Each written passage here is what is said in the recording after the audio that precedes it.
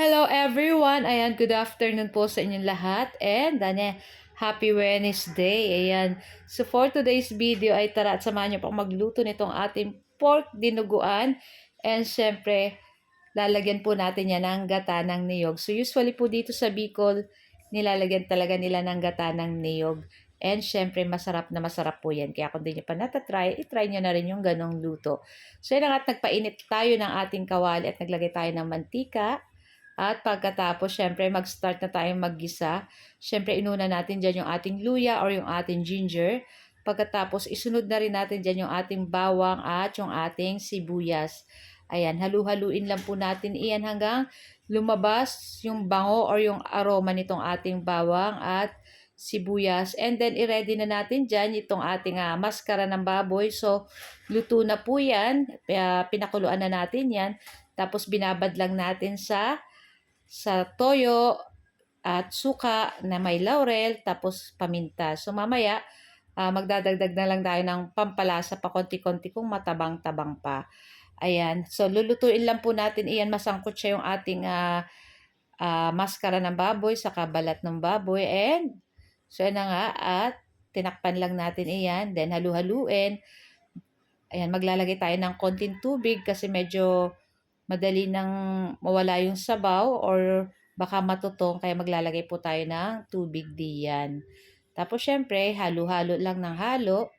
And after nyan, syempre, ang gamit po dito sa Bicol, lagi ay may saging na sabang hilaw. Pero before that, nilagay muna natin dyan yung isaw ng baboy or yung bituka. Yan po talaga kalimitan ng ginagawang dinuguan dito po sa Bicol. So, luto na rin po yun at sinangkapan na rin natin bago natin nilagay diyan. Ayan. Tapos, gumamit ako ng isang pork cube para sa pampalasa at paminta pa. And then, halu-haluin lang po natin uli yan. So, talagang tayong para luto ay laging halo lang ng halo. Ayan.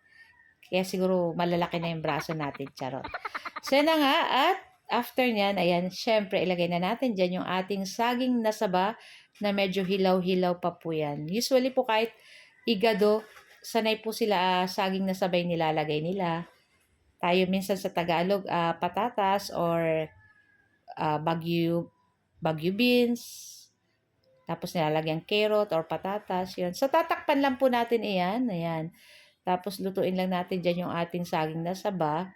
Kasi yung ating mga maskara, yung ating isa ng baboy, yung balat is luto na po yun. Ayan. Kaya, yung saging na saba lang ang ating niluto dyan ng ilang minuto.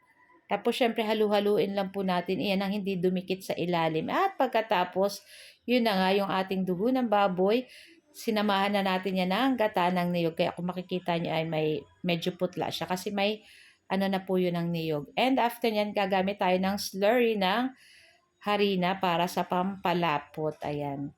Talagang nilalagyan po yan para lumapot po yung ating dinuguan. Tapos syempre halo-halo and then syempre maglalagay pa tayo ng suka kasi yung dinuguan po dito sa amin dapat nag-aagaw yung asim para mas masarap at gumamit na tayo ng 3 pirasong siling pangsigang dyan at pampabango yan and syempre para magkonting anghang, konti lang, ayan. Tapos halo lang po ng halo, ayan, hanggang maging maluto na rin yung ating dinuguan. Syempre tikman natin kung tama na yung lasa, kung medyo matabang pa, dagdag na lang ng asin.